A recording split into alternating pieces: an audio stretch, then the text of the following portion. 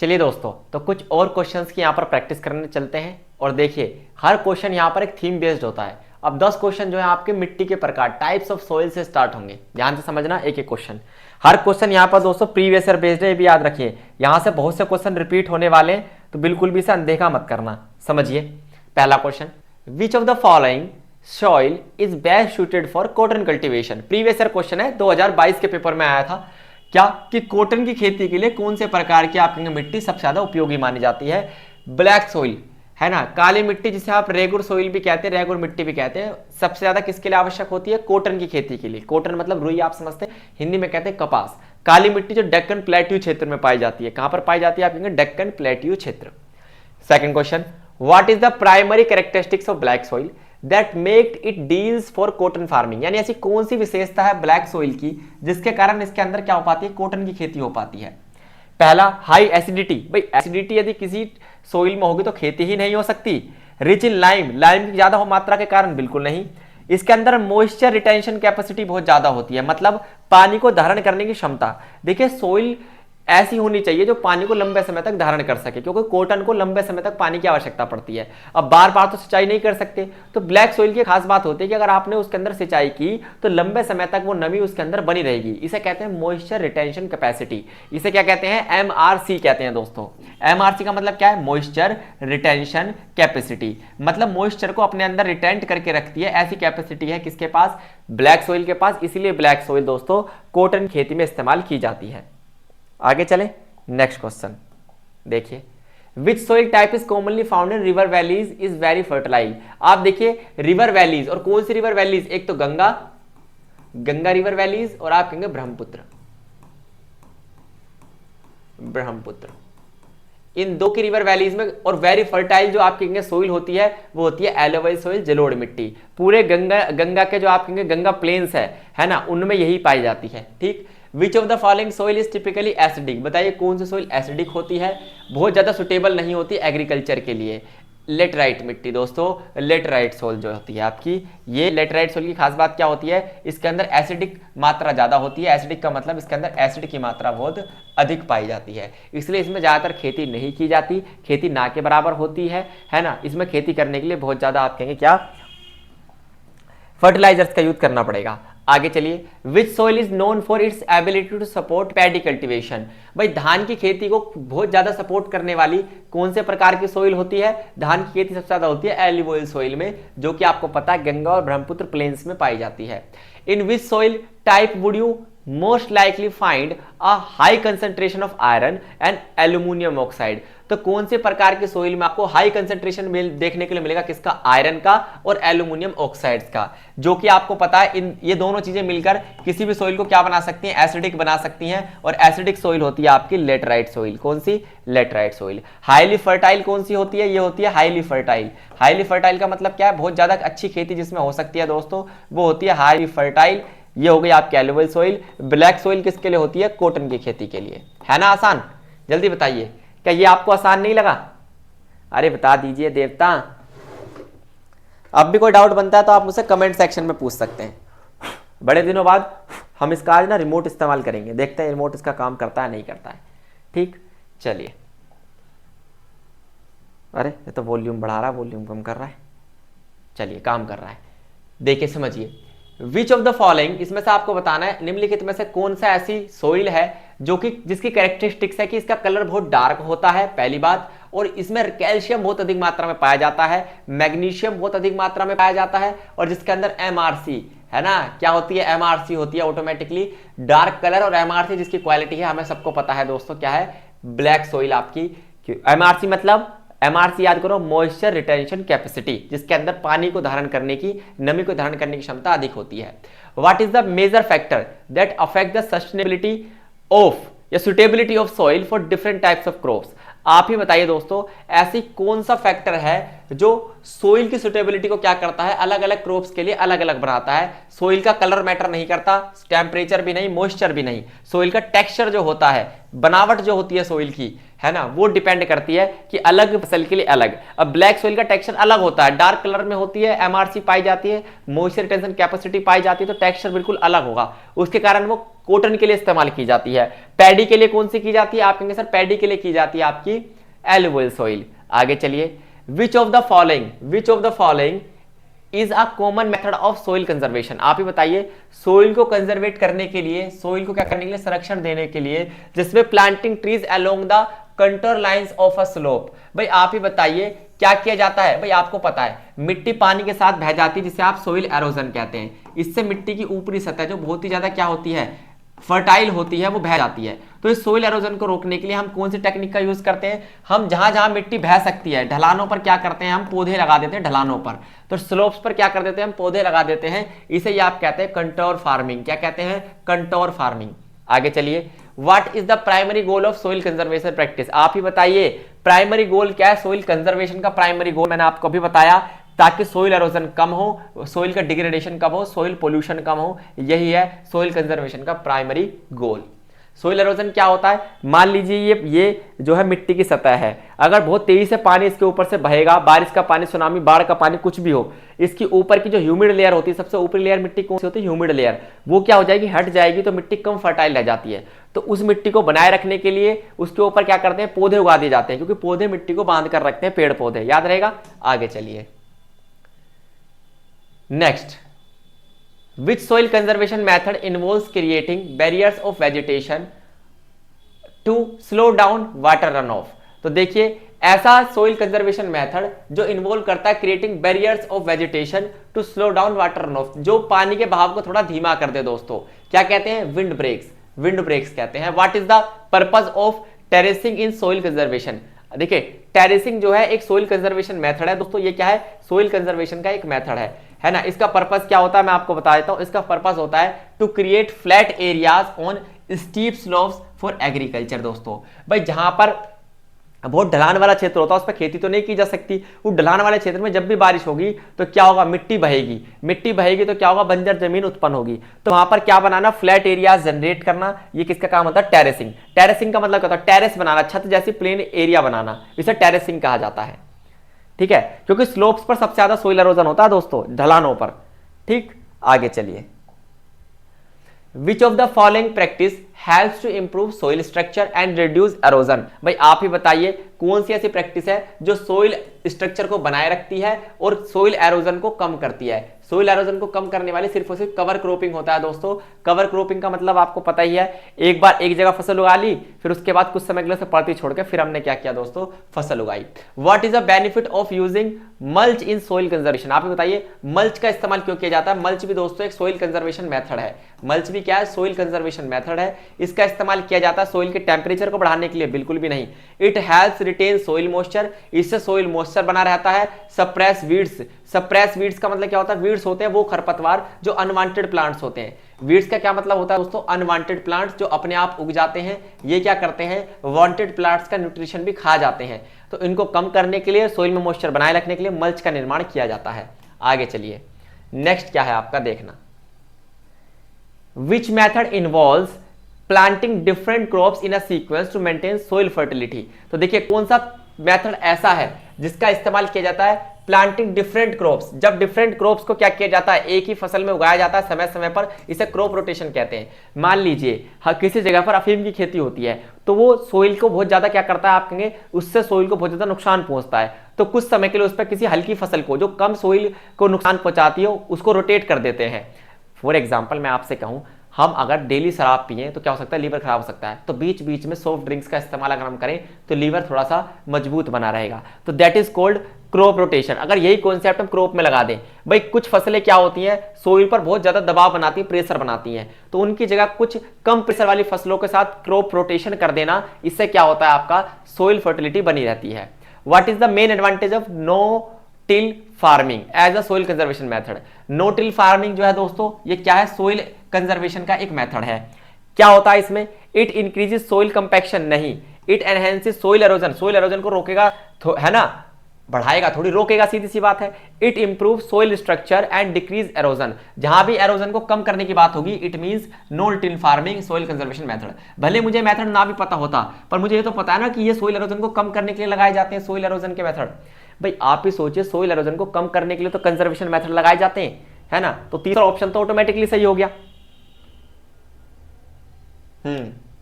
अब चौथा ऑप्शन देख लीजिए आप, ज्यादा पेस्टिसाइड के यूज से सोइल कंजर्वेशन थोड़ी होगा, भाई ये भी गलत है। लास्ट दो क्वेश्चन देखिए, which soil conservation technique involves planting grasses and legumes to prevent soil erosion on slopes. अब आप ही सोचिए, स्लोप्स पर सोइल कंजर्वेशन करने के लिए, सोइल एरोजन को रोकने के लिए मैंने क्या बताया था, कवर क्रॉपिंग। नेक्स्ट है, what is the main purpose of गली plugging in soil conservation.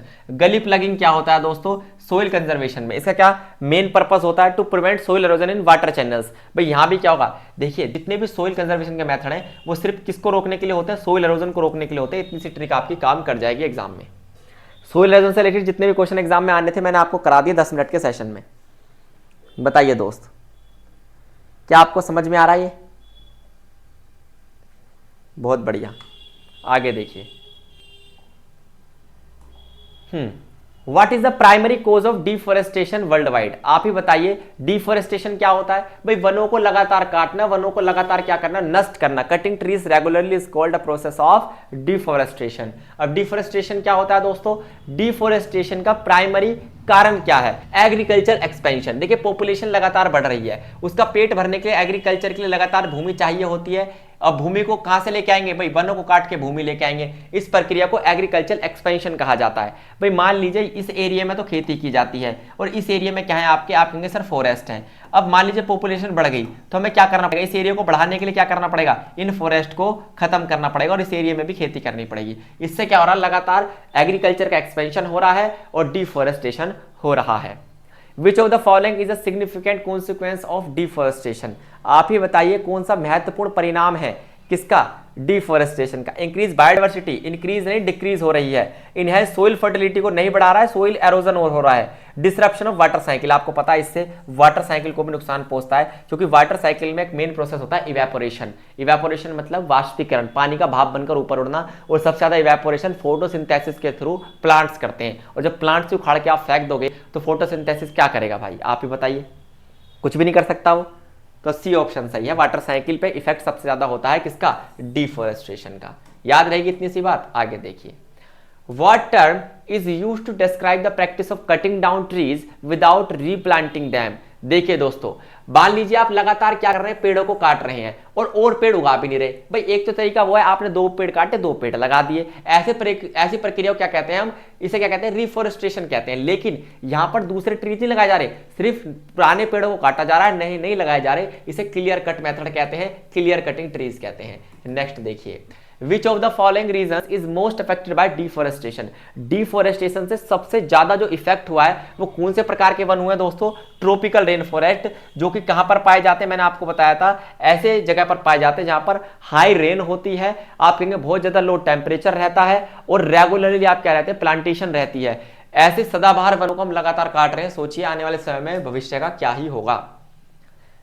Which international agreement aims to combat deforestation. आप ही बताइए निम्नलिखित में से कौन सा ऐसा एग्रीमेंट है जिसने कॉम्बैट, लड़ाई करनी चाहे डिफॉरेस्टेशन से।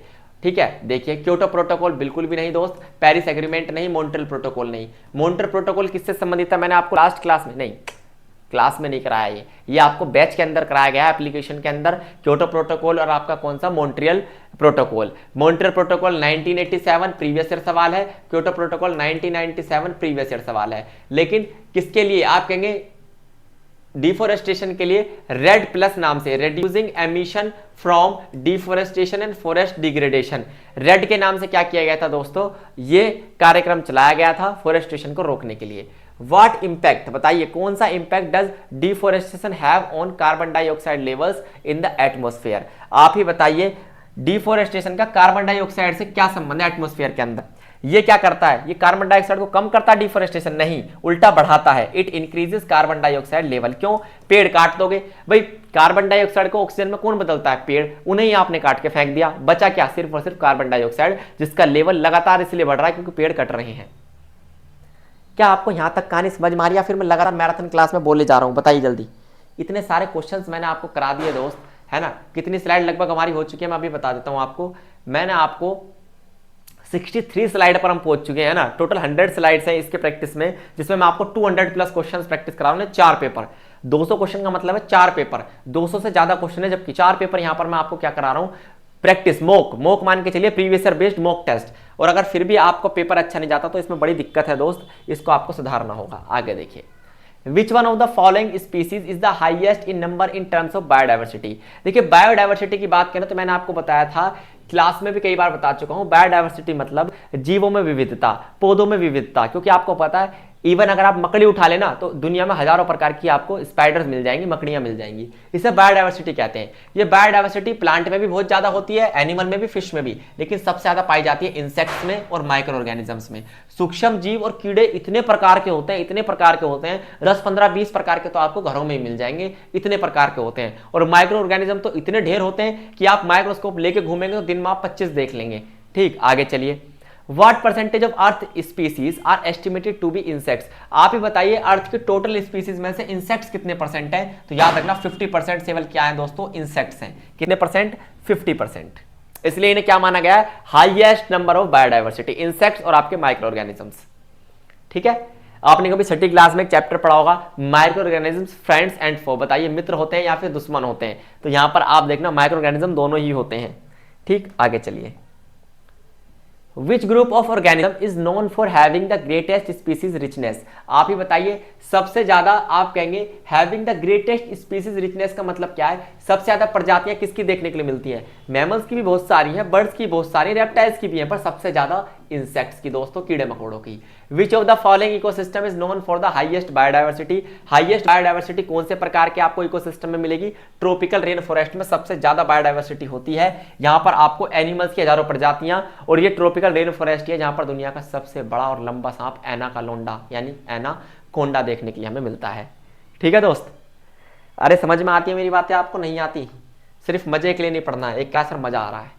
देखिए, in terms of species numbers which class of animals is the most diverse? आप ही बताइए, सबसे ज्यादा डाइवर्स आपको कौन से प्रकार के एनिमल्स देखने के लिए मिलेंगे? एनिमल्स को छोड़िए, इंसेक्ट्स देखने के लिए मिलेंगे। Microorganism contribute significantly to biodiversity. Which of the following is not a type of microorganism? इनमें से कौन सा एक माइक्रो ऑर्गेनिज्म दोस्तों नहीं है? माइक्रो ऑर्गेनिज्म क्या होते हैं? माइक्रो मतलब छोटा, ऑर्गेनिज्म मतलब जीव। ये इतना छोटा होता है कि इसके लिए माइक्रोस्कोप की जरूरत पड़ती है। हो सकता है एक दो तो हमारे हाथ पे ही घूम रहा हो अगर माइक्रोस्कोप से देखें दोस्त। तो बैक्टीरिया, प्रोटोजोआ और फंजाई तीनों ही माइक्रो ऑर्गेनिजम्स होते हैं दोस्त। कौन सा नहीं होता? मैमल्स। मैमल एक एनिमल है, ठीक है, याद रखना। मैमल एक एनिमल की स्पीसीज है जिसमें आपके हाथी वगैरह शामिल होते हैं ना। आगे चलते हैं। What is the term used to describe the variety of life forms within a given ecosystem? देखिए, वैरायटी ऑफ लाइफ फॉर्म्स यानी जीवन के विभिन्न रूप हमें कहां देखने के लिए मिलते हैं? जेनेटिक डाइवर्सिटी में नहीं, स्पीसीज इकोलॉजिकल नहीं, बायोडाइवर्सिटीज में। क्योंकि बायो मतलब लाइफ और डाइवर्सिटी मतलब टाइप। लाइफ और टाइप है ना, वैरायटी एक ही मतलब है दोनों का। आगे चलिए। Which of the following is the main threat to biodiversity? भाई बायोडाइवर्सिटी को सबसे बड़ा खतरा, सबसे बड़ी धमकी कहां से मिली है? आप बताइए। कंजर्वेशन एफर्ट से? बिल्कुल भी नहीं। हैबिटेट डिस्ट्रक्शन से, ये सबसे इंपॉर्टेंट है। क्योंकि हमने क्या किया है, देखिए जंगलों के घर, जंगल जो है वो पेड़ पौधों के घर हैं, हमने उनका डिफोरेस्टेशन कर दिया। अब इसके अलावा जंगलों में किनके घर बने होते हैं? जीव जंतुओं के, जानवरों के घर बने होते हैं, वो भी तबाह कर रहे हैं हम। मरीन इकोसिस्टम में देखें, मछलियां घर पानी होता है, हम उसे भी प्रदूषित कर रहे हैं। तो जब हम लोगों के क्या कर रहे हैं, जीव जंतुओं के, पेड़ पौधों के क्या कर रहे हैं, हैबिटेट डिस्ट्रक्ट कर रहे हैं, ये सबसे बड़ा खतरा है बायोडाइवर्सिटी को, ये बिगेस्ट थ्रेट। क्लियर? जब आप घर ही उजाड़ दोगे तो उन्हें संरक्षण कहां मिलेगा? भाई अपने घर से ज्यादा सुरक्षित तो इंसान कहीं भी नहीं होता, अपने घर से ज्यादा तो सुरक्षित इंसान कहीं भी नहीं होता दोस्त, वही चीज है। क्लियर? आगे देखिए, लास्ट 2 क्वेश्चन देखिए आज की क्लास के। What is the primary cause of the decline in biodiversity? आप ही बताइए, बायोडाइवर्सिटी लगातार गिर क्यों रही है? प्राइमरी कोज क्या है? क्लाइमेट का चेंज होना, ओवर री एक्सप्लॉयटेशन होना, ओवर एक्सप्लॉयटेशन भी आप इसे कह सकते हैं, pollution, all of the above. देखिए क्लाइमेट चेंज हो रहा है, इससे तो हो रहा है। ओवर एक्सप्लॉयटेशन, ज्यादा अंधाधुंध इस्तेमाल, और पोल्यूशन, यानी तीनों ही कारण है। ऑप्शन डी सही हो जाएगा। 10वां देखिए। Which of the following groups of organism is known for playing a vital role in nutrient cycle and decomposition in ecosystem. अब देखिए, अगर आप बताइए न्यूट्रिएंट को रिसाइकल करने के लिए जो डेड ऑर्गेनिज्म होते हैं, डेड प्लांट होते हैं, उनको सिंपलर आप कहेंगे सिंपल से सिंपल या कह सकते हैं सिंपलेस्ट कार्बनिक फैक्टर्स में तोड़कर वापस मिट्टी में मिलाने का काम करते हैं डीकंपोजर्स। इसलिए डीकंपोजिशन वर्ड भी यहां पर आया है। तो इन्हें क्या कहा जाता है? डीकंपोजर्स कहा जाता है। They are the end of food chain, food chain का एंड होते हैं। और डीकंपोजर दो होते हैं, एक बैक्टीरिया और एक आपका फंजाई। क्लियर दोस्तों? अरे कितना आसान था ना ये। चलिए दोस्त, तो आज हमने कितनी स्लाइड तक कर लिया है? आज हमने किया है दोस्त, इसमें कौन सी स्लाइड पर है हम? 66 पर हैं आज हम, है ना। 65 स्लाइड तक हमने कर दिया है ना। 66 स्लाइड पे हम हैं, ठीक है। अगली क्लास में हम यहाँ पर करने वाले हैं दोस्त, नेक्स्ट क्लास जब भी हम लेंगे कराएंगे क्या है ये related to biodiversity hotspot. Biodiversity hotspot से जितने भी क्वेश्चन एग्जाम में आते हैं वो सब यहाँ पर प्रैक्टिस कराऊंगा। आज के लिए केवल इतना ही। थैंक यू, धन्यवाद, नमस्कार। चैनल को सब्सक्राइब करना ना भूले और पूरी प्लेलिस्ट चेक कीजिए, ढेर सारी क्लासेस आपको फ्री ऑफ कॉस्ट भी मिलेंगी। धन्यवाद।